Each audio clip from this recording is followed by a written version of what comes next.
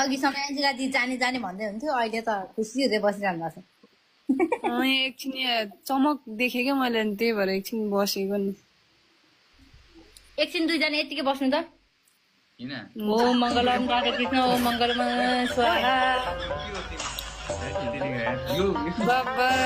बहिनी त के हो कराई निस्किनु त बहिनी तिमी कसको बहिनी भन्दैछु है म के भयो कसको बहिनी हो थाहा दिदी हो म थाहा भइसक्यो नि दुनियाँलाई कसको बहिनी हो भनेर होइन त प्रीति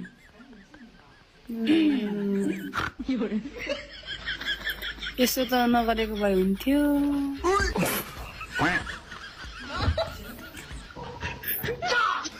गाह्रो छ है गाह्रो प्रीति के गरेको हामीसँग एकछिन बोल्नुहुन्छ तपाईँसँग एकछिन बोल्नुहुन्छ दाइ अनि फेरि अर्को दिदीहरूसँग बोल्नु जानुहुन्छ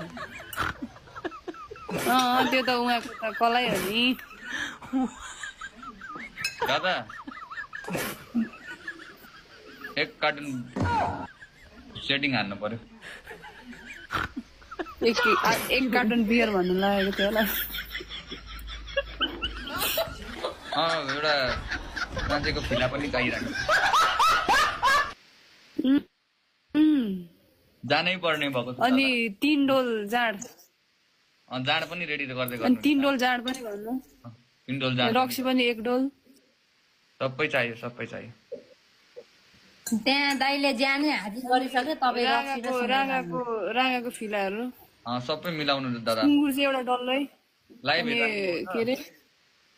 ए ल ल म भनिदिन्छु त्यसो भए एन्जिलाजीको कि प्रीतिजीको ल ल ल ल सेवा र ल राखेँ दाइ